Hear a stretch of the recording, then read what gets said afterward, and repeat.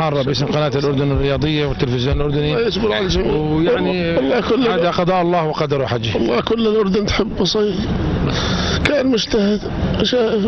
بس أنا أوجه رسالة، يشوفوا أي شيء صار تقصير شايف إنهم يحاولوا يعالجوه، شايف أي تقصير صار من الدفاع المدني من أي شيء. أنا مسامح كل الناس، أنا مسامح كل إنسان قصر، واحتسب أمري لله، إنا لله وإنا إليه راجعون. بس هم يشوفوا شو أي تقصير صار مشان إيش يحافظوا على اللعيبة، وما واحد يصير معه مصيبة زي مصيبتي. بس هذا اللي أطلبه. بس أنا احتسبت أمري لله ومسامح كل إنسان قصر، وإنهم يديروا بالهم علينا. إحنا يا جماعة بس بدنا نعيش بكرامتنا، بس بدنا نلاقي إشي يسعفنا، نلاقي مستشفى تسعفنا، نلاقي حياة كريمة يعني. بس هذا اللي بدنا إياه، والله ما بدنا إشي. وغني عن حاجة الناس، أنا والله ما أنا بحاجة حدا، والله الحمد لله الله مغنيني عن حاجة الناس.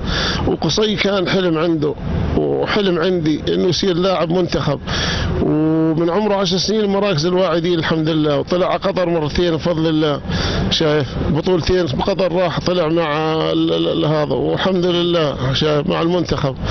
وكان عندنا حلم انه يصير لاعب، بس ربنا اختاره. امبارح هم يسعفوا بي، قلت يا رب خذ روحي وخلي قصي عايش.